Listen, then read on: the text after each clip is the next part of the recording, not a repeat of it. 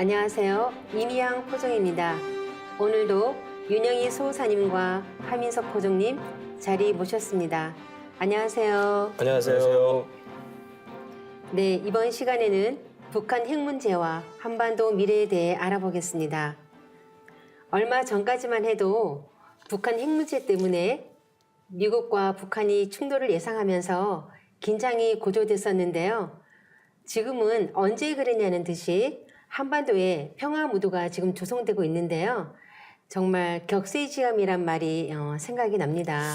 저도 같은 생각인데요.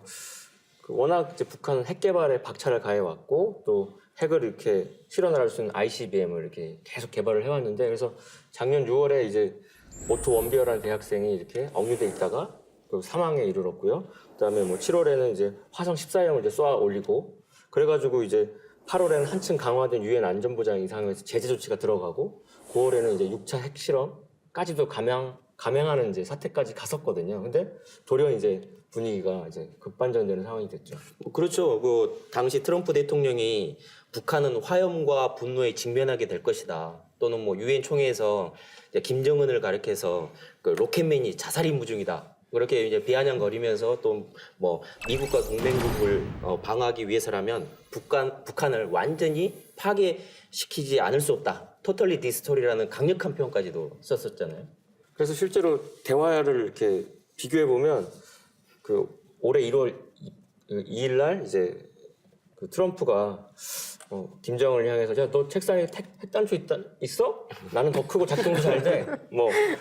그리고 더 뭐 이렇게 로켓맨을, 근데 또 대화도 원하는 양상으로. 근데 이게 지금 막 대북 제재도 있으면서 또 이제 김정은은 새 신년 이제 연설에서 이제 평창 올림픽에 뭐 성공적인 개최를 기원한다고 하고, 그래서 백두혈통인 자기 여동생을 보내고, 또 이제 트럼프는 자기 이방카 딸 맏딸하고 부통령도 보내고, 어쨌든 우리는 평창 올림픽 성공도 치른 상태에서 지금 문재인 대통령하고 김정은 국무위원장 같이 만난 상태가 됐잖아요. 그러니까 이게 앞으로 어떻게 될지 정말 한치 앞도 사실은 예측을 못할 것 같아요. 네. 그렇지. 그런데 이렇게 북한이 대화의 장에 나서게 된 데에는 작년이죠. 2017년도 9월 6차 핵실험 이후에 유엔 안전보장 이사회가 시행한 대북 제재가 이제 주요한 어떤 그런 작동으로 이렇게 작용이 돼서 그런 거 아닌가요? 그렇죠. 이제 유엔 안전보장 이사회에서 이제 가장 시급한 문제가 이제 유료 공급을 축소시키다 보니까 이제 북한의 경제랄지 그다음에 이제 군대 운영에 이렇게 걸림돌이 돼 버린 거죠. 이제 그러다 보니까 이제 북한이 더 이상 전쟁이 아닌 대화 국면으로 나아가야 되겠다. 이제 그렇게 해서 올해 신년사부터 이렇게 어떤 평화의 모드로 이렇게 나오게 아닌가 싶습니다. 이 전쟁 상황에서는 경제 제재가 굉장히 주요하게 역할을 하는 것 같아요. 그렇죠. 특히 유류의 어떤 억제가 어떤 산업을 돌리는데 막대한 영향을 미치기 때문에 그게 아주 중요한 것 같아요. 그러니까 어떤 제재에도 굴하지 않던 북한이 이렇게 유류 제한에 민감하게 반응을 보이게 된 이유는 무엇인가요? 석유랑 전기라고 하는 거는 산업을 돌리는 가장 원동력이 되는데, 실제로 우리나라에 막 핵 잠수함도 오고 스텔스가 나고 전쟁 분위기가 간절히 급반전이 됐던 거는 제재가 큰 역할을 했다고 생각이 되고요. 실제로 일본이 이제 원폭을 맞게 된 사건은 이제 진유만 공습이라고 하는 하와이 이렇게 기습하는 사건이 있었지 않습니까? 네네. 근데 일본이 그렇게 가미가제 특공대를 써가지고 그렇게 기습하게 된 것도, 미국이 가만 보니까 일본이 이제 동북아 동남아시아 다 먹을 것 같으니까 제재를 그때 이미 석유 제재를 들어가니까 그렇죠. 자기들은 이제 벼랑끝 전술로 그냥 했던 거고. 그러니까 이번도 똑같은 패턴인 거죠. 지금 보면 아주 극적으로 평화 무드로 지금 전환이 되고 있는데요. 그동안에 우리가 북한의 이렇게 핵 개발의 역사도 좀 알아볼 필요가 있을 것 같아요. 뭐 일각 전문가들은 이제 1950년대 6.25 전쟁 이후부터 김일성이가 이렇게 어떤 핵 개발의 야욕을 가지고 있었다라고 이제 분석을 하는 경우도 있는데요. 간단하게 이제 북한 핵 개발의 어떤 시대적으로 이렇게 요약을 해보면 1993년도에 NPT라고 하죠. 핵 확산 금지 조약을 이렇게 북한이 탈퇴를 하게 됩니다. 이제 그러면서 이제 1994년에 북한이 이제 불바다, 서울 불바다 사건 뭐 뉴스에서 많이 보셨을 거예요. 그러니까 불바다 사건이 있고 나서 이제 몇 달 뒤에 미국은 이 대북 그런 일이 있고 나서 이제 미국이 북한을 이제 공격을 할 것을 이렇게 준비를 하죠. 그 당시 이제 대통령이 클린턴 대통령이었는데 시뮬레이션을 돌려보니까 우리 그 대한민국 국민이 한 100만 명 정도 이렇게 죽는 사상하는 걸로 나오고 또 거기에 이제 미국 뭐 군인들도 있었고 우리나라에 살고 있는 어떤 미군들이 있다 보니까 이래 대북을 공격하면 안 되겠구나라고 하고 전 대통령이었던 지미 카터 대통령을 이제 북한의 외교 사절단으로 보내게 되면서 이게 전쟁 위기가 가까스로 이렇게 수습되는 상황이었죠. 참 그랬던 상황인데 지금 이게 평화 모드로 가니까 정말 다시 한번 격세지감이란 말이 생각이 납니다. 이런 북핵 위기에 대해서 소호사님 더 이게 보충 설명을 좀 더 해주시죠. 그 상황이 이제 어떤 1차 북한 핵 위기라고 하면은 이제 2차 북핵 위기는 2002년도죠. 그 이라크 전쟁이 일어나고 나서 부시 대통령이 악의 축의 발언을 하잖아요. 이제 거기 이제 북한을 넣다 보니까 이제 북한이 핵탄두 개발 사실을 인정을 해버리게 되는 거죠. 그러면서 2003년도는 북한이 또다시 핵 확산 금지 조약인 NPT를 탈퇴했고 이제 그런 상황이 심각해지자 중국이 이제 중재로 나서면서 이제 지금의 육자회담, 미국, 소련, 이제 러시아죠. 그다음에 일본과 중국, 그다음에 남한과 북한에서 육자회담을 중국의 중재로 이렇게 결성이 됩니다. 그리고 나서 2005년도에 이제 육자회담에서 핵무기를 파괴하고 이제 다시 핵 확산 금지 조약인 NPT를 이제 복귀하게 되는 상황으로 들어가게 되면서 이제 일단락 2차 북한 핵 위기는 마무리가 되게 됩니다. 그래서 2006년도에 이제 북한 1차 핵실험을 강행하면서 이제 또다시 이제 북한에 대한 어떤 대북 제재가 결의가 됩니다. 그래서 2007년도에는 이제 다시 합의가 이루어져 가지고 핵시설을 폐기하면 육자회담 참가국들이 너희들한테 에너지와 경제적인 지원을 해주겠다라고 하면서 지금까지 이르게 된 거죠. 그런 상황에서 경제 제재가 지금 코너로 막 몰리고 있는 지금 시점으로 이제 보이는데 우리 한국을 지렛대로 해서 이렇게 이제 미국에 끌려가던 판세를 지금 보면 북중 정상회담을 통해서 뒤집는 양상을 보이고 있잖아요. 이런 것도 어떻게 봐야 될까요? 그렇죠. 이제 지금 이제 다시 육자회담의 어떤 이제 북한 핵무기를 이렇게 동결을 하려고 하는 육자회담의 어떤 구성이 이제 구도가 다시 형성이 되어가고 있는데 사실 일본 패싱이 이제 있잖아요. 이제 네. 남북 정상회담이 있고 나서 아베 신조가 이렇게 우리도 이렇게 정상회담을 하자 그랬더니 김정은이 단칼에 거절했다라는 이야기가 있습니다. 그래서 이제 러시아와 또 이제 북한은 또 정상회담을 하려고 하고 있다고 하니까 우리가 좀 더 육자회담 구성을 좀 자세히 지켜볼 필요가 있을 것 같습니다. 그야말로 어느 때보다 헤빙 모드가 지금 형성되고 있는데요. 다시 북핵을 해결하기 위해서 육자회담 구도가 지금 형성되고 있다는 말씀을 들으니까 우리 상대님 말씀이 생각이 나는데요. 오손위기에 대한 말씀인데요. 상대님께서는 현하 대세를 오손위기의 기령으로 돌리나니 두 신선은 판을 대하고 두 신선은 각기 훈수하고 한 신선은 주인이라. 주인은 어느 편도 훈수할 수 없어 수수방관하고 다만 손님 대접만 맡았나니 바둑을 마치고 판이 해치면 판과 바둑은 주인에게 돌아가리라 하신 도전 5편 6장의 말씀이 있는데요. 하부장님, 오손이기란 무슨 뜻인가요? 그러니까 글자 그대로 이제 다섯 오자에 신선선자에 에워쌀 위자에 바둑기자니까 다섯 신선이 바둑판을 에워싸고 있다는 건데 지금 우리가 위기 한반도 정세와 관련한 위기의 실체가 난 오손위기다 이거죠. 그러니까 상제님께서 인간으로 오셔서 세상을 이제 상생의 새 질서로 이렇게 돌려놓기 위해서 짜신 세운 공사의 가장 노른자에 해당하는 게 이제 바둑판을 둘러싼 다섯 신선들의 양상인데 아까 말씀하신 이제 육자회담 구도가 오손위기 공사가 그대로 인사화됐다고 보시면 됩니다. 그러니까 우리나라를 지금 둘러싸고 있는 다섯 신선은 중국하고 미국이 이렇게 판세를 잡고 그다음에 러시아가 중국 훈수를 두고 뭐 일본이 미국하고 붙고 그리고 이제 주인이 되는 우리는 손님 대접만 맡았는데 그 주인 되는 나라가 남북으로 갈려서 북한하고 남한의 이제 정상들이 만났고 그러니까 그 여섯 나라가 결국 오선 위기의 그 주인공들인 거죠. 예, 말씀하신 대로 보면 상계님께서 천지공사로 하늘과 땅을 뜯어 고치시면서 현 세계 정치 질서를 오선 위기의 형국으로 돌아가게 이렇게 하셨는데요. 육자회담은 상기님께서 집행하신 천지공사가 인류 역사로 이제 드러나고 있다는 것을 여실히 보여주고 있습니다.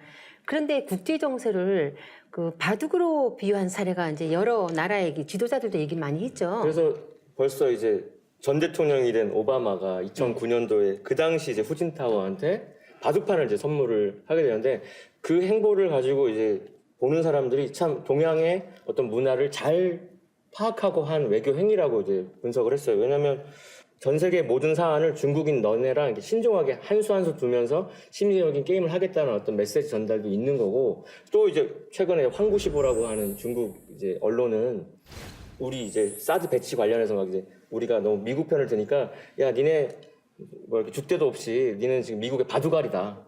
그러니까 상제님이 공사하신 바둑판의 프레임을 지금 이제 역사 속에 이제 전략가들도 이렇게 언급을 하고 있는 형국입니다 지금.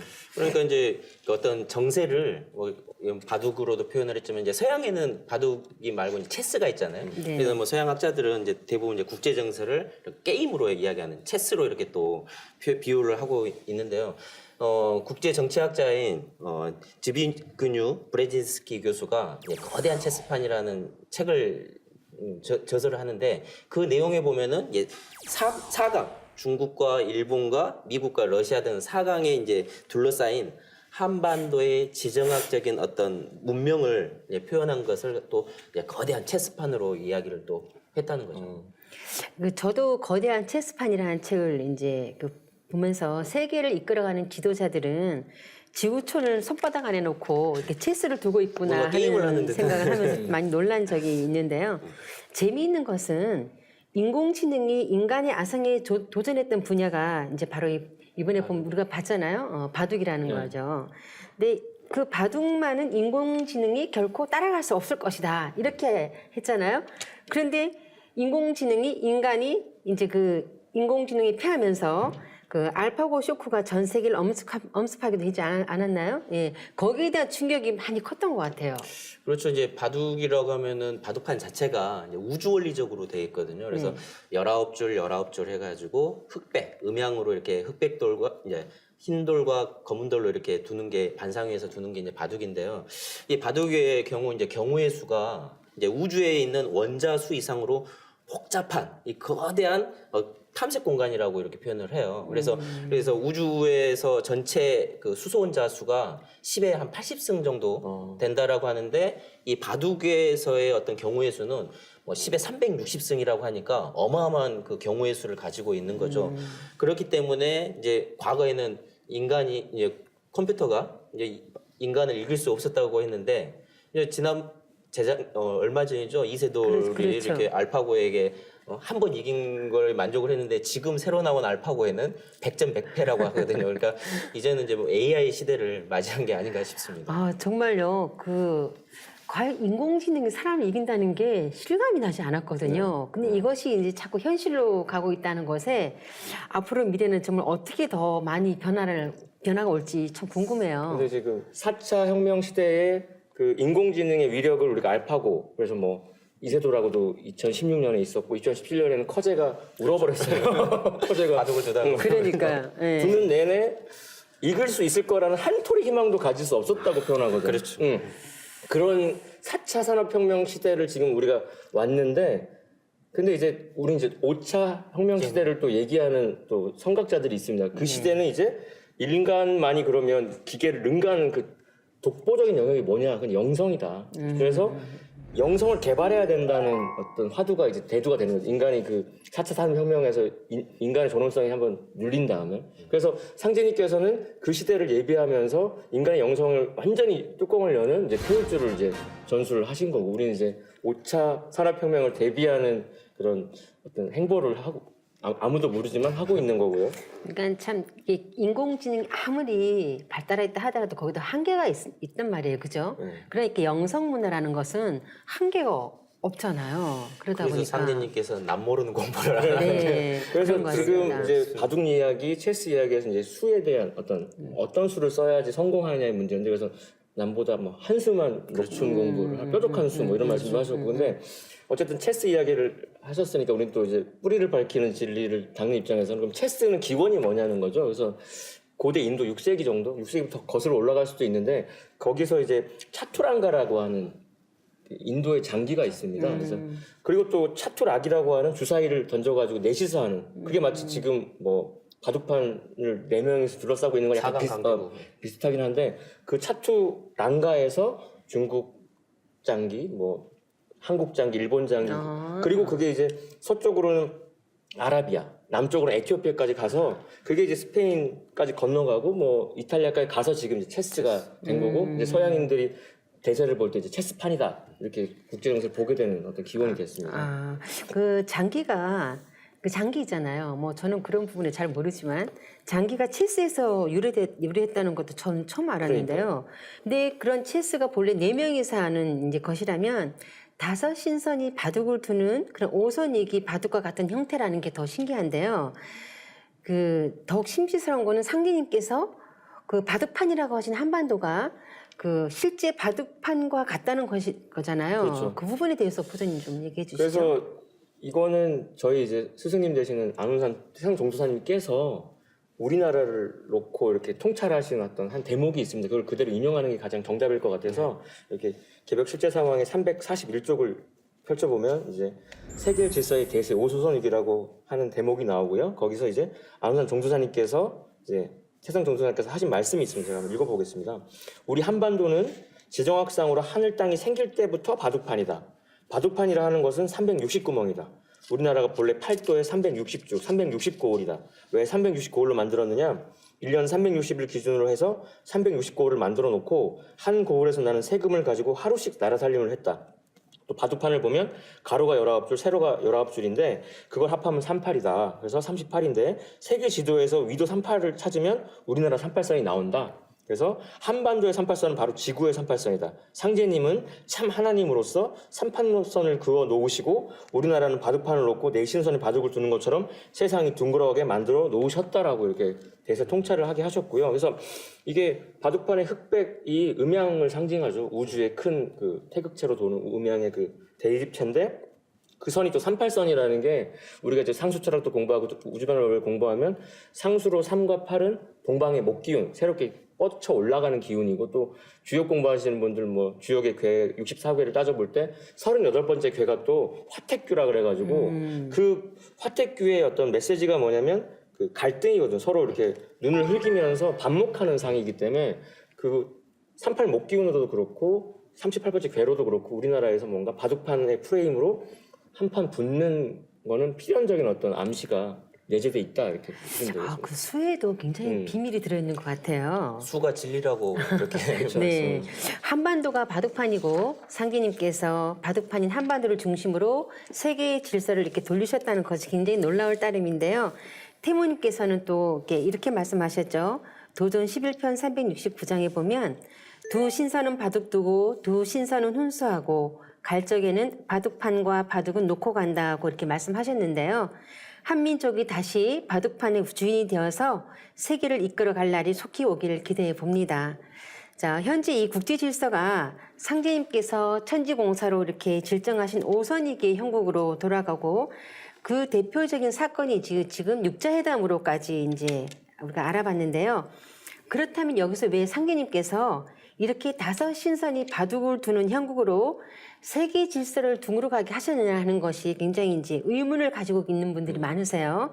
그러니까 모르는 거죠. 이렇게 이런 세계 정세가 이런 방향으로 흘러간다는 것을 전혀 모르니까 의구심을 가질 수밖에 없는데요. 이에 대해서 이제 말씀을 나눠보는 시간을 갖겠습니다. 소사님, 그럼 바둑의 유래에 대해서 한번 먼저 좀 알아봐야 될 것 같아요. 이제 바둑이라고 하면은 먼저 이렇게 그 상진님께서 이렇게 짜놓으신 어떤 천지공사의 틀을 좀 알아야 되는데요. 이제 1901년부터 1909년까지 천지공사를 짜셨는데 그 천지공사에는 이 세상의 어떤 울로, 세상의 어떤 돌아가는 어떤 국제 정세랄지 그런 틀에서 세운공사를 보셨고, 이제 도운 어떤 종교판이랄지 어떤 도의 맥이 어떻게 건설이 이어져 나가느냐 건설되고 그게 이제 도운공사인데요.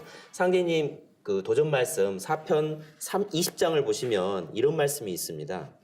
회문산에 5선이기가 있나니 바둑은 당효가 창시하여 단주에게 전수하였느니라.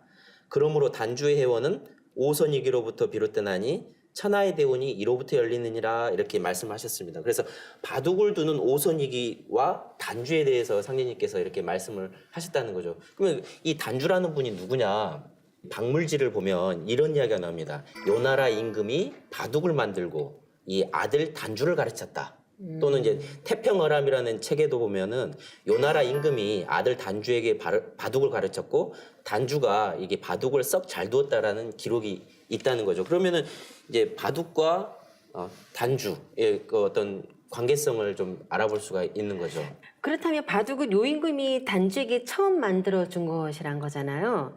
그럼 단주는 어떤 분이신가요? 그 바둑을 두시는 분들도 보면은 단주에 대해서 물어보면 그냥 바둑을 처음 두시는 분 정도로 인식을 하셔요. 그래서 추천해드리고 싶은 책이 이제 인류 원한의 뿌리 단주라는 책을 보면은 단주에 대해가 어떤 분이신지 자세하게 나와 있는데 이제 단주라는 분은 이제 지금으로부터 약 한 4,300년 전이죠. 한족이 아니라 이 동이족이었던 그 요임금에게서는 이제 맏아들이었던 단주와 두 딸이 있었습니다. 이 아황과 여영이라는 두 딸이 두었고, 근데 요임금은 이제 98년간 뭐 통치를 하게 되는데 이제 서경에 의하면 요임금이 연로하에서 천자자리를 이양하려고 대신들에게 이제 후사를 이제 물어보니까 이제 방제라는 신하가 맏아들 단주님을 이렇게 청거를 했거든요. 근데 이제 요임금이 단주는 이제 어떤 이제 정치적인 노선이 달랐었던 거거든요. 근데 이제 단주가 말에 어떤 충성과 믿음이 없으면 말다툼을 잘한다라고 해서 그 단주에게 제의를 물려준 것이 아니라 그 순임금에게 제의를 물려주고 또 아하왕과 여영 두 딸을 이렇게 시집까지 보내게 된 상황이 있죠. 아버지인 요임금하고요, 아들인 단주하고요, 어떤 정치 노선이 굉장히 상반되고 달랐기 때문에 대부분 보면 이렇게 이제 물려주잖아요. 아들에게 그렇죠. 물려주잖아요, 제의를요. 근데 그렇게 순임금한테 물려줬으니까 단주의 그 참 마음도 굉장히 안 좋았을 거예요. 또 이제 영조랑 그 사도세자와의 그 구도도 좀 그러니까 연상이 당연히 되고. 제의를 물려받아야 될 그 왕자였는데도 불구하고 그러지 못했던 이유가 어디 있었을까요? 그러니까 세상 사람들은 요순 시대라고 하면은 어떤 태평 천국, 뭐 꿈의 시절이라고 이렇게 인식을 하거든요. 그렇게들 많이 네, 얘기해요. 근데 이제 그렇지가 않다라는 게 이제 상제님 말씀인데 이 한족과 이 동방족인 동이족과 이 서방족인 화하족이 이렇게 어떤 대립의 각도가 있었거든요. 그 역사를 보려고 하면은 이제 한 400년 전 이전인 4,700년 전인 황제 헌원과 치우천왕의 관계를 알아봐야 되는데 그 이후로부터 계속 이 동방족인 동이족과 서방족인 화하족의 관계가 이렇게 썩 좋지는 않았다는 거죠. 그런데 그때 이제 단주께서는 이런 그 동방족과 화하족을 이렇게 화합을 해서 어떤 대동생계를 건설하려고는 그런 야망이 있었거든요. 근데 요임금과의 어떤 정치적 견해, 이제 그게 맞지 않고 대립에 있다 보니까 이제 요임금이 이제 단주를 이제 다른 곳으로 보내서 귀양을 보내서 너는 바둑이나 둬라 이렇게 이야기를 했다는 겁니다. 근데 단주의 원래 이름은 주죠. 주인데 이제 단강 이름은 단연이라고 하는 그 지역에 가서 제후국으로 봉해졌다라고 해서 이제 단주라고 이름을 명명을 한 것입니다. 이제 산해경이라는 책을 보면은 이제 이런 기록들이 있습니다. 이제 당시 그 남방의 동정호와 팽령호 일대에는 이제 구려의 후예인 또 유묘 혹은 이제 삼묘족이라고 불리는데요. 이제 그쪽도 이제 동이족이 세운 나라거든요. 근데 거기는 이제 치우천왕을 조상님으로 모시는 나라죠. 우리 14대 자오지 천왕을 이렇게 조상으로 모시는 족속이 이제 삼묘족이었는데 단주와는 사이가 아주 가까웠어요.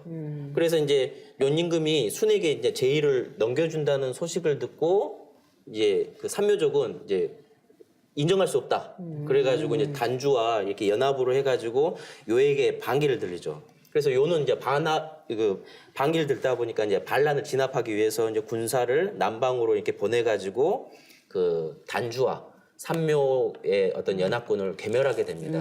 이제 그때 이제 삼묘 족장과 단주가 이제 전사하는 안타까움을 갖게 되죠. 이제 우리가 이제 참고로 이제 노자가 태어난 곳이 초나라거든요. 네네. 초나라가 바로 이제 삼묘족이 세운 나라가 바로 초나라. 그렇군요. 그 제의도 물려받지 못하고 또 심지어 아버지에게 죽임을 당했으니까 그 한이 얼마나 컸겠어요. 그죠? 이런 그 원한의 시초에 대한 도전에 있는 상징의 말씀도 있죠. 도전 4편, 도전 한번 볼까요? 네, 도전 4편 77장을 한번 보겠습니다. 뿌리 깊은 단주의 원한이라는 이 말씀을 해주셨는데요. 무릇 머리를 들면 조리가 펴짐과 같이 천륜을 해한 기록의 시초이자 원의 역사의 처음인 당뇨의 아들 단주의 깊은 원을 풀면 그 뒤로 수천 년 동안 쌓여 내려온 모든 원의 마디와 고가 풀리게 될지라. 대저 당뇨가 단주를 불초히 여겨 두 딸을 우순에게 보내고 천하를 전하니 단주가 깊은 원을 품은지라. 이제 뭐 이런 말씀이 있는데요. 단주 이전에도 숱한 그 원한이 많았을 텐데 상계님께서는 왜 그 많은 그 원한 중에서도 단주의 원한을 이렇게 원의 역사의 처음이라고 이렇게 하셨을까요? 그러니까 이제 그 지금 표현해 보면 마디 뭐 원한의 마디가 고가 풀린다고 했을 때 수많은 얽혀 있는 그물이 있는데 그 별이 하나를 딱 잡으면 나머지 3천 그물이 다 뽑혀 올라온다고 하지 않습니까? 그러니까 우리 몸에 이렇게 아픈 부위가 있으면 혈자리에 눌러야 그 나머지 부분이 풀리듯이 인간사를 주재하시는 상제님이 보셨을 때 가장 역사적인 원한의 첫머리에 사사로운 원한이 아니라 정말 하나로 통일하고자 하는 그 뜨거운 열망이 있었는데 그게 좌절됨으로부터 이제 모든 불행과 상극이 펼쳐졌으니까 거기부터 첫 단추를 바로 잡아야만이 그 응어리를 풀어야만이 역사적인 해원이 될 거라는 어떤 맥락의 말씀이죠. 그래서 그 상제님이 또 그래서 단주에 대한 평가를 또 해원해 주시기 위해서 다시 이제 인물평을 해주신 게 말씀이 나오는데 도전 4편 30장에 보시면 단주가 밤낮 없이 쉬지 않았다는 것은 쉬지 않고 무엇인가를 하며 부지런하였다는 것이요 강마다 배를 띄웠다는 것은 대동세계를 만들자는 것이며 벗들과 떼지어 집안에서 마셨다 함은 사람들과 더불어 즐거움을 함께 하였단 말이요 세상을 없애려 하였다는 것은 서로 주장하는 도가 같지 아니하였다는 말이니라 이렇게 말씀하셨죠. 그러니까 단주의 성정은 정말 진정한 휴머니스트, 그 평화주의자고 서로 맞지 않으니까 이번에 김정은과 이제 문재인 대통령도 이렇게 서로 식사도 같이 하고 뭐 하면서 이렇게 뭔가 소통을 하고 우리가 입구자에 벼화자가 붙어 이게 평화의 화자인 것처럼 같이 이렇게 뭔가 소통하려는 여러 가지 이야기들, 뭐 평창 올림픽을 통해서 했던 것처럼 지금 여기서 묘사되는 모습들이 그런 무슨 이벤트를 자꾸 하고 같이 이렇게 하나 되려고 식사도 같이 하고 그리고 이제 세상 없애버리려고 했다는 건 자기의 정치적 노선하고 다르니까 아무래도 나쁘게 이렇게 묘사를 해야 되니까 언론을 이렇게 조장했던 것도 있었던 것 같아요. 그러니까 근데 하나님께서는 단주의 그 충심과 일심을 너무나 소상히 아시고 이렇게 다시 이렇게 신원을 이렇게 복원해 준다고 해야 되나? 그렇죠. 복권시켜줘야 된다고 해야 되나? 단주라는 분은 원하는. 이렇게 큰 마음에 큰 대의를 이렇게 품고 있었던 분 같아요. 그렇죠. 그렇죠? 예.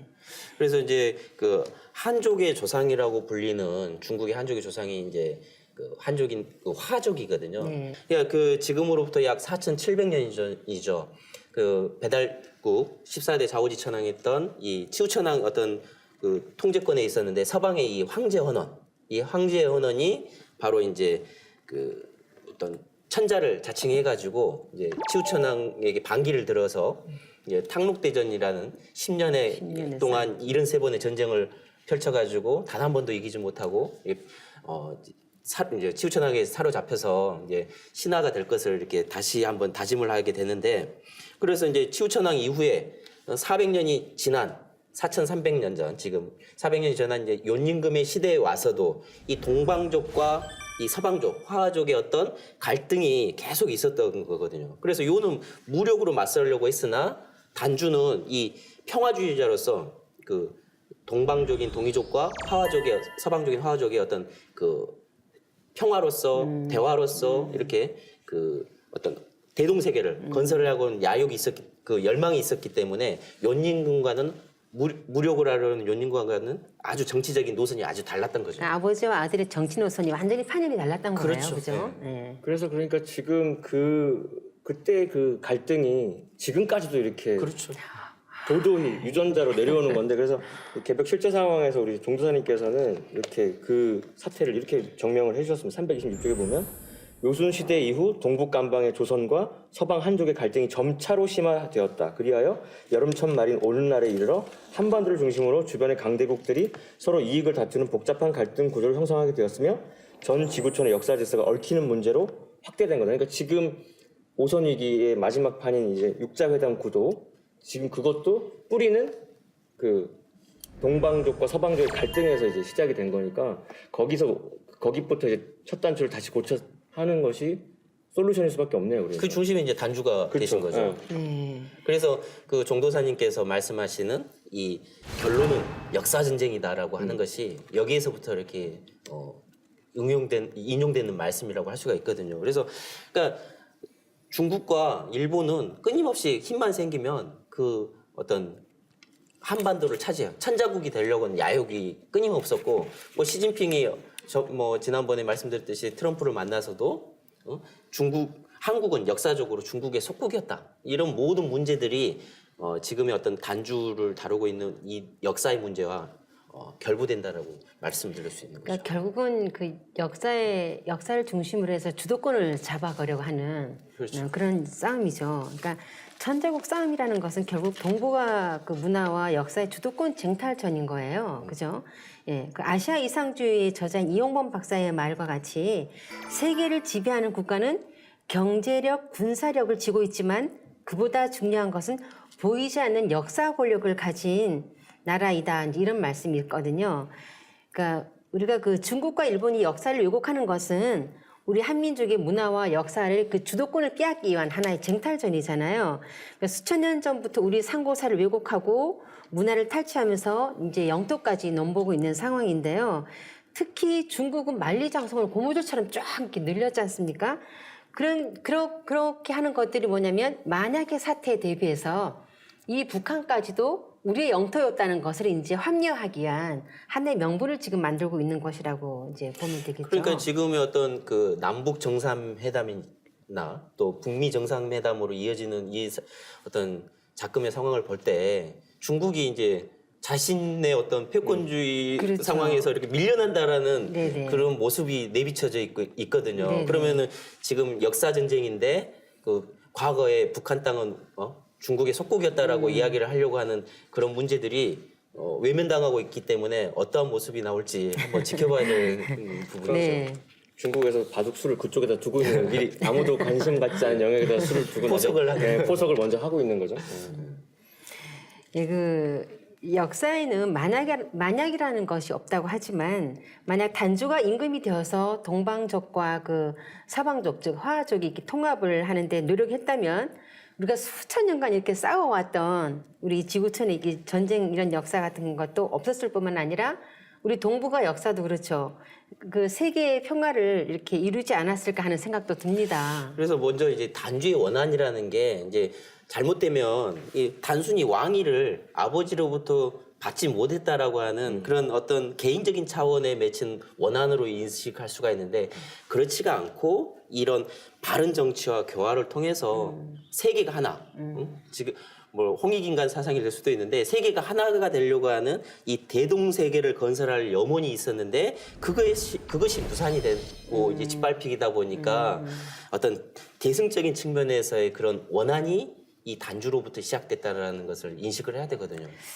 결코 개인적인 원한은 아니라는 그렇죠. 예, 어떻게 보면 상극의 원한의 시작도 아마 이때부터가 더 아닌가 하는 생각도 들어요. 그래서 사실 진짜 가정은 할 수 없지만 그때 그렇게 단주가 제왕이 됐다면 우리가 이런 피해 목욕탕이라고 묘사되는 선천의 그 상극 역사를 안 겪었을 텐데 그런데 그 우주의 섭리가 그렇죠. 선천은 상극이니까 그런 평화주의자가 등장할 수는 없었던 그 시대적으로 배역을 그래서, 얻을 수 나타나도 어떤 그 시대적으로 이렇게 자꾸 더 공격당하고 그랬을 겁니다. 그래서 상제님의 여러 말씀 중에 가장 선언적으로 각성해야 되는 것이 이제 도전 2편 17장에 있는 말씀입니다. 그래서 이것도 한번 읽어볼게요. 선천은 상극의 운이라 상극의 이치가 인간과 만물을 맡아 하늘과 땅의 전란이 그칠 새 없었나니 그리하여 천하를 원한으로 가득 채우므로 이제 이 상극의 운을 끝맺이를 함에 큰 화액이 함께 일어나서 인간 세상이 멸망당하게 되었느냐라고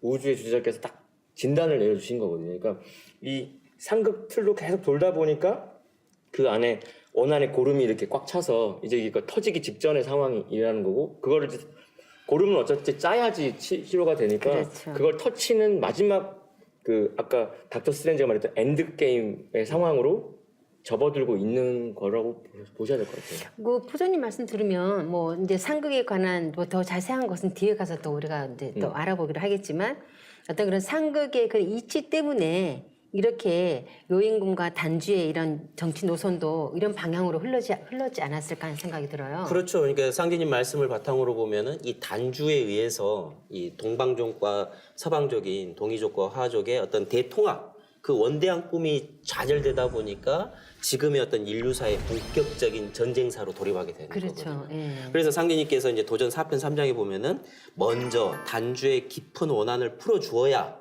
그 뒤로 쌓여 내려온 망고의 원한이 다 매듭풀리듯 하느니라, 이렇게 말씀하셨거든요. 그래서 이 단주의 원한을 해소하여야만 지금까지 어떤 선천 뭐 전쟁사를 비롯해서 모든 그 세운에서의 원한들을 풀어 나갈 수가 있다라는 거죠. 그러니까 뭐 쉽게 얘기하면 우리가 뭐 실타래가 엉켜 있을 때 그 근본에 그렇죠. 근본에 가서 풀어야 모든 것이 잘 풀어지잖아요. 아마 그런 이제 말씀으로 이렇게 쉽게 해석을 하고 싶어요.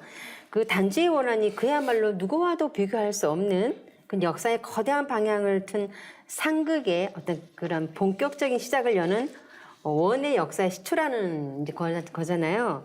왜 상계님께서 단주의 원한을 그렇게 중요하게 생각하시고 또 그 단주에게 세운을 맡기셨는지 이제 조금은 이제 이해가 되는 것 같습니다. 그 부장님, 상계님께서 밝혀주신 단주의 원한이 또 있죠.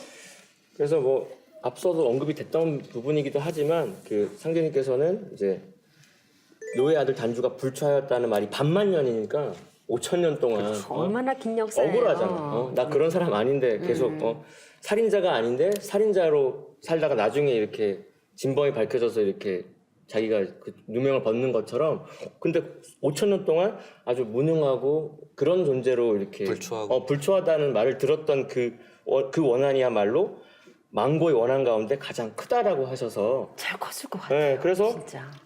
상제님께서는 아까 언급했던 것처럼 정말 총명하고 하나로 합치기 위해서 부단히 밤낮 없이 일했던 일꾼이다. 그러니까 나라를 이 사람이 대권을 잡았으면은 정말 빨리 됐을 일이 이렇게 5만 년의 세월 동안 피눈물을 흘리게 됐다는 얘기죠, 이게. 그래서 이제 또 뭘 얘기하냐면 국제 정세를 보면 안목이 너무 탁월했다는 거. 지금 바둑으로 보면 어디에다 뭘 넣어야 될지 모르는 상황에서 이 단주는 그거에 대한 솔루션을 너무 알고 있었는데 자리를 주지 않았단 말이에요.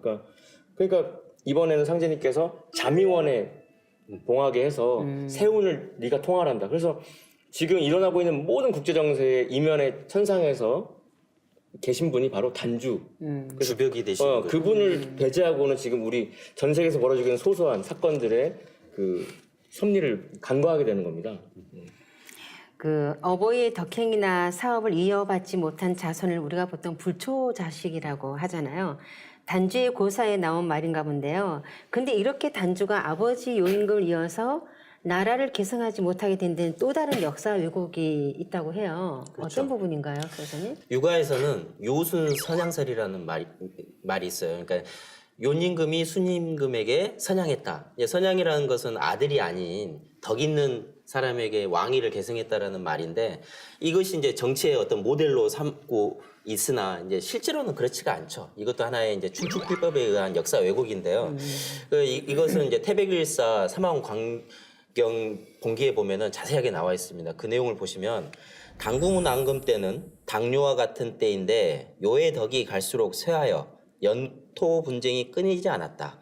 이에 천황 당군 앙금께서 우순에게 명하여 영토를 나누어 다스리게 하고 군사를 보내 주둔시켰다. 우순과 함께 당뇨를 정벌할 것을 언약하시니 요임금이 힘에 굴복하고 순에게 의탁하여 목숨을 보존하고자 나라를 넘겨주었다라고 이렇게 기록되어 있습니다. 그러니까 선양이라는 것은 요임금이 자신의 어떤 이제 93년 정도 통치를 했잖아요. 뭐 또 단주는 뭐 어디 유배를 보내버리고 그런 상황에서 이 어떤 자신의 어떤 권력, 힘이 없다 보니까 순임금에게 스스로 이렇게 준 것이지, 뭐 그 육아에서 말한 어떤 덕 있는 사람에게 왕위를 이렇게 물려줬다라는 것은 어떤 역사적인 왜곡인 거죠.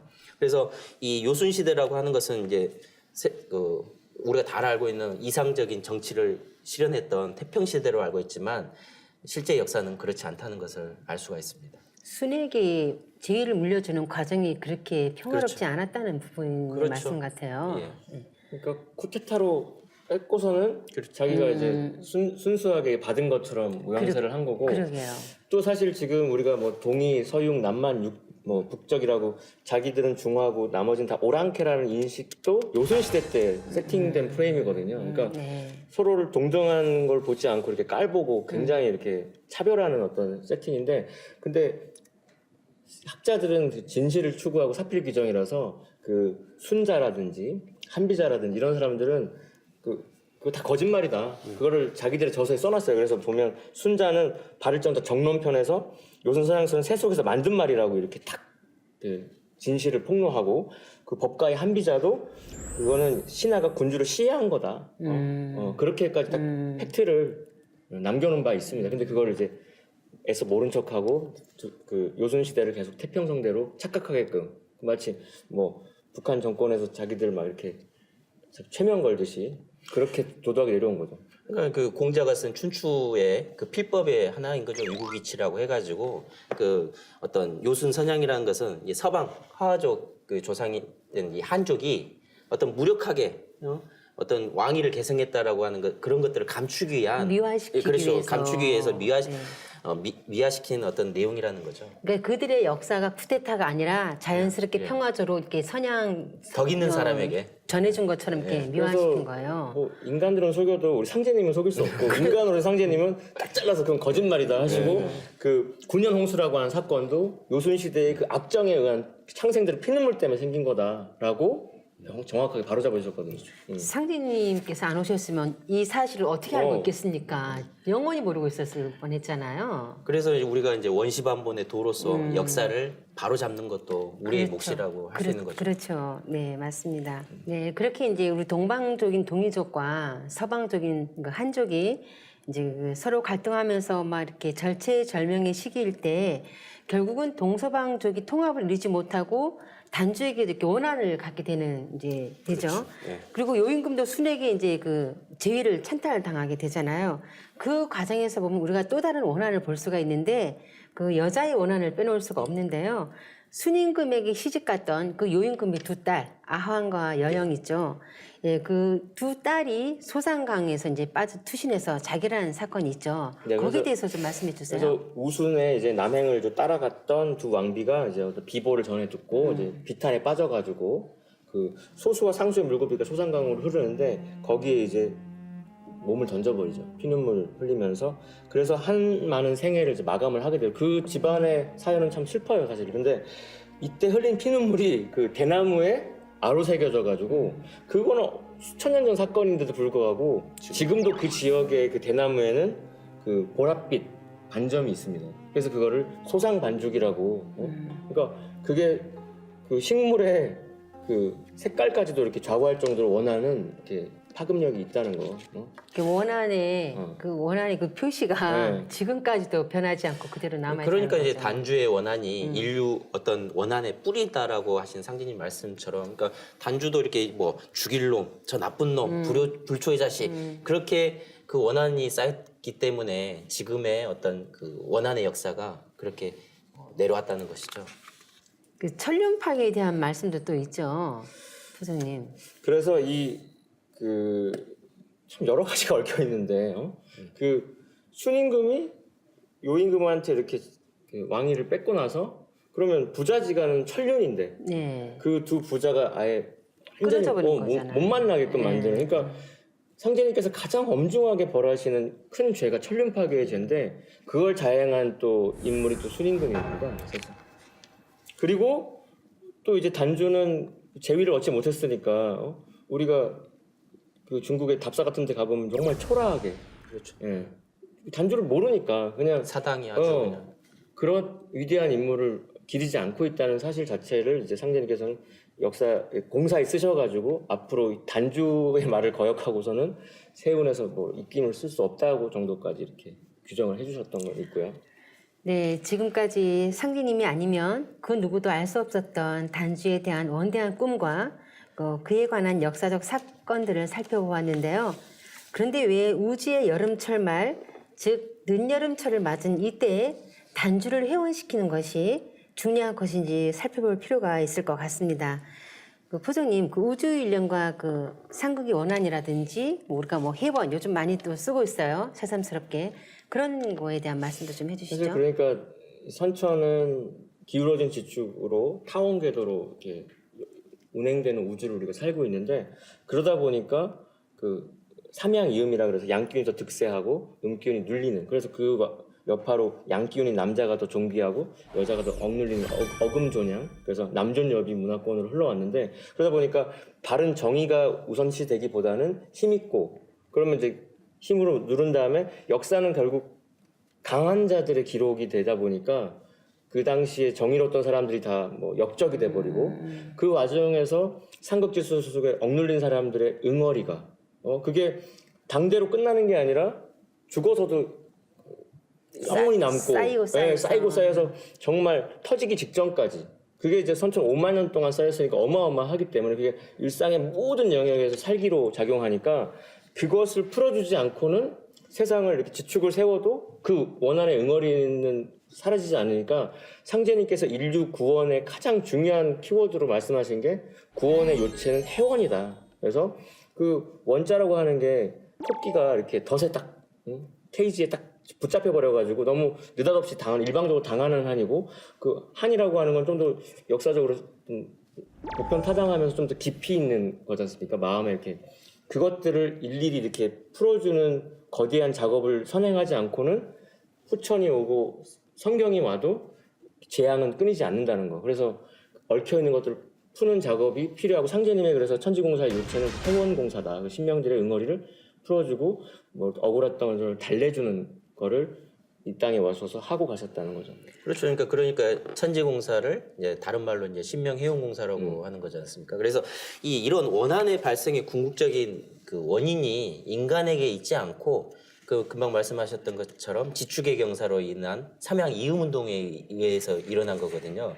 그래서 도전 4편 16장을 보시면은, 선천에는 상극의 이치가 인간과 사물을 맡았으므로 모든 인사가 도의에 어그러져서 원한이 맺히고 쌓여 삼계에 넘쳐나매 살기가 터져나와 세상의 모든 참혹한 재앙을 일으키나니, 이런 말씀이 있거든요. 그래서 이런 원한이 생겨나는 근본 원인은 바로 선천우주의 상극 질서 때문에 일어난다는 것입니다. 우리가 원한하면 좀 가볍게 생각하는 부분들이 좀 많이 있어요. 그렇죠? 네. 근데 우리가 이렇게 역사적으로 들어가서 진리적으로 들어가서 보면 원한이 굉장히 중요하고 큰 의미도 있어요. 우리가 여기서 왜 이 원한에 대해서도 알아야 되고 그거를 또 풀어야 되는지도 이제 좀 살펴보는 시간인데요. 이러한 원한이 천지에 가득 차서 병으로 화하여야 된다 하신 말씀도 있잖아요. 정도사님께서는 마음이 아프고 병들어 원한을 품게 되면 영혼도 따라서 병이 들고 생명은 원한에 살기로 검붉게 채색되어 간다고 이렇게 하셨습니다. 열등감이 잠재의식에 깊이 뿌리 박힘으로써 호환이 되어서 외롭게 떠드는 원혼이 된다는 것인데요. 가슴속 깊이 맺힌 원한이 한 인간으로 하여금 삶의 의욕을 또 잃게 하죠. 또 죽음에 도달하기도 하는데요. 신도 세계에 태어난 신명의 그 원한은 다시 현실 세계에 그대로 이제 영향을 미치게 되잖아요. 요즘에 우리가 이런 사건 사고를 보면 이 말씀과도 우리가 접목을 시켜볼 필요가 있는 것 같아요. 그래서 이제 그런 역사 속에 한많은 사연들을 접하다 보면 참 씁쓸한데, 그래서 회제부르라는 단어가 좀 떠오릅니다. 그래서 그런 불의와 불합리를 이렇게 개혁하려고, 혁신해 보려고 과감하게 나섰던 사람들이 재능은 출중했으나 때가 불미해서 결국 오히려 이렇게 안 좋게 끝나고, 그 사람들이 또 새로운 원한의 또 응어리를 그렇죠. 만들었던. 그래서 우리가 또 조광조 하면 그 당시에 이제 도학 정치, 아까 말씀드렸던 유교는 정말 예를 중시하고 이치대로 인간 역사를 끌어가려고 하는 이상은 좋은데 허례허식에 빠지고 여자를 이렇게 억눌렀는데, 네.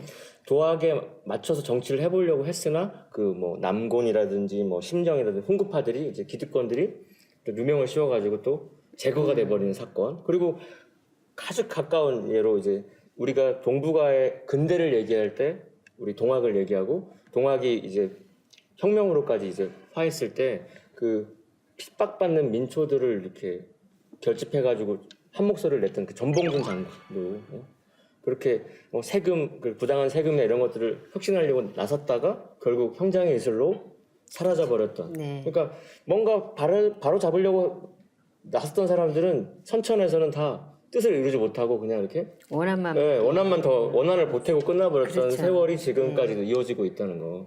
지금도 그런 것들이 계속 벌어지고 있는 게 현실이고요. 저도 얼마 전에 그 강원도 영호를 가본 적이 있는데요. 거기 가면 이제 장릉이라고 있지 않습니까? 장릉이 누구 능이 단종의 그렇죠. 무덤이죠. 그러니까 이제 그 아버지이신 문종이 승하를 하고 11살 때부터 이제 단종 왕위에 오르지 않습니까? 한 3년 2개월 정도 왕위를 이제 계승해서 하다가 먼 사람도 아닌 자기의 숙부 수양대군에 의해서 이렇게 이제 영월로 유배를 가게 되고 거기서 뭐 노상군이니 강등 이제 노상군으로 강봉이 되죠. 근데 거기 가서도 이제 영월로 가서 또 서인까지 또 강등이 되고 결국은 이제 목 졸라서 죽음을 당하는데 그러한 이 단종의 그 16세에 이제 그런 짧은 생을 마치면서 다른 사람도 아닌 숙부에게서부터 핍박을 받았고 그렇게 죽음까지 이르게 된 그 한도 참 만만치 않다고 생각을 하거든요. 그러니까 이 역사 속에서 우리가 이것뿐만 아니고 무수히 많다라고 이렇게 생각을 할 수가 있습니다. 네, 그런 이제 소사님 말씀처럼 단종의 그런 원한이 그 어린 나이에 얼마나 많이 컸겠어요, 그죠? 그러니까 그 단종의 어머니가 이제 그 사도세 수양대군의 꿈에 나타나서 어찌하여 나는 너에게 그렇게 하지 않았는데 너는 나의 아들에게 그렇게 모질게 하느냐고 침을 뱉었잖아요. 그렇죠. 그것이 이제 온몸에 두드러기가 돼서 수양대군이 결국은 이제 죽음에 이르게 되는데. 이런 원한이 사람에게 가면 굉장히 이게 상처가 되고 정말 크게 우리가 보면 현실에서도 죽음에 이르게 하고 이런 사건으로 오는 것 같아요. 그렇다면 여기에서 우리가 어떻게 해야 이렇게 원한을 풀 수 있는지 그걸 우리가 언어적으로는 회원이라고 하잖아요. 부사님 그 회원에 대해서 한번 설명해 주시죠. 앞서도 이제 언급이 됐었지만 사실 병원에서 목격하는 경험 중에는 이제 큰 재난을 겪고 나서 그 PTSD라 그래가지고 포스트 트라우마틱 스트레스 디소더가 있어요.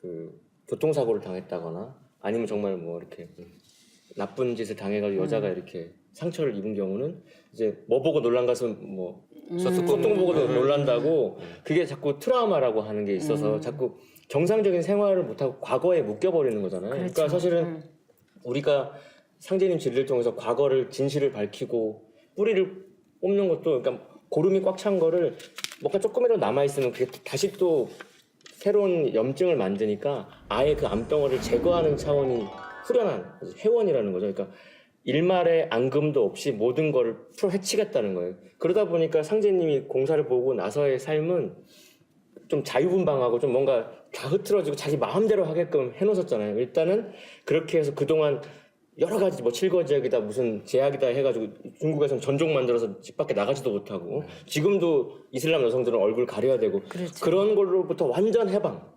그래서 하고 싶은 대로 다 해라.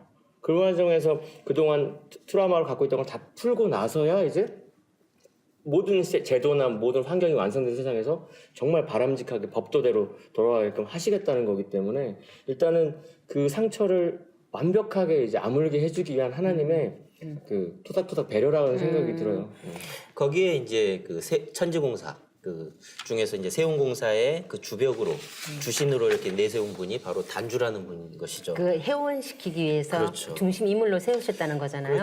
그렇죠. 그래서 이제 단주의 원한 문제가 이 개벽의 땅, 이 한반도의 간도수와 이제 연관이 있다는 겁니다. 그래서 이 동방족, 동이족과 서방족인 화족의 어떤 그 대동단결을 해서 대동세계를 만들려고 했던 그 꿈을 이제 지금의 이 시간대, 4,300년이 지난 이 시간대에 상제님의 천지공사로서 회원의 고를 하나하나 이제 풀어나가게 되신 거라고 보시면 됩니다.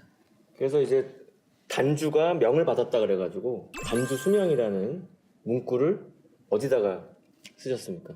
약장에 약장에 이제 선천의 그런 상극의 원한을 치유하는 그 하나님의 약장의 중심에 그걸 쓴 것이 거기서부터 모든 게 풀려나가는 그러니까 그게 상제님의 그 의원으로서의 가장 첫 행보고 그게 궁극이라는 말씀이거든요. 그래서 그 제가 이제 어제 산책을 하다가 교회 밖에 이렇게 메시지 성경 말씀이겠죠. 그래서 뭐라고 써 있었냐면 풀은 마르고 꽃은 시들어도 하나님의 말씀은 영원히 무너지지 않는다 이렇게 써 있어요. 난 그 말씀이 근데 너무 와닿았는데 근데 공자께서 우리 육아에서 하는 말이 뭡니까? 성언 호간이거든요. 그러니까 기독교에서 그렇게 강조하는 하나님의 말씀이 완성되고 모든 말씀이 이루어진 부서지지 않는 그 말씀이 이루어지는 데가 감방인데 그 감방의 이 오선위기 이 공사 이 바둑판 도수 그걸 맡은 단주로부터 그 모든 말씀이 이루어지기 시작하는 거기 때문에 이 단주의 존재에 대해서 우리가 각성을 하고 지금 그걸로 돌아가고 있는 바둑판의 형태로 돌아가고 있는 국제 정세를 각성을 하고 우리가 또 널리 이렇게 알리는 게 절실하다 이 시대에.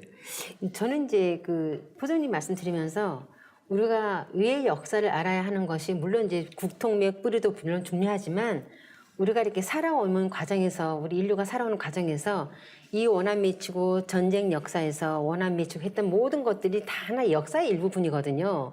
이런 것들이 이제는 상주님의 그 뜻대로 프로그램대로 이렇게 회원하고 풀어주시고 하는 이런 과정 일련의 과정들이 우리가 역사를 알아야 하는 한 부분 참 중요한 부분이구나 하는 생각도 들어요. 소장님 그렇지 않습니까? 네, 맞습니다. 그래서 우리가 도전 5편 53장을 보면 이런 말씀이 있거든요. 한 사람의 원한이 능히 천지균을 막는다라는 상제님 말씀처럼 그 원한의 뿌리였던 이 단주를 이렇게 천지공사의 그 주벽이 되는 주신으로 이렇게 내세우시면서 세운공사를 이렇게 잡아 돌리게 하신 상제님의 의도가 여기에 깃들어져 있는 거거든요. 그래서 이것을 통해서 이 후천 조화성경으로 나아가는 건설하는 그런 바탕이 되는 의미가 있거든요. 그래서 이 해원을 통해서만 이 선천 5만 년의 해원을 통해서만 후천 조화성경 세계를 건설할 수 있다는 것입니다. 네, 지금까지 북한 핵 위기와 이를 해결하기 위해 벌어지고 있는 육자회담 그리고 상진인 천지공사를 통해 육자회담의 원형인 오선위기 도서와 그 주인공인 단주에 대해 알아봤는데요. 단주가 이루고자 했던 인류 통합의 원대한 꿈이 어떻게 이루어지는지 궁금합니다. 다음 시간에는 개벽의 땅 한반도와 주변 강대국이 다섯 신선이 되어 새 역사의 바둑을 두는 오선위기 세계 질서가 어떻게 전개되어 왔는지 그리고 앞으로 어떻게 전개될 것인지 상기님 천지공사를 통해 알아보겠습니다. 지금까지 시청해주신 시청자 여러분 감사합니다.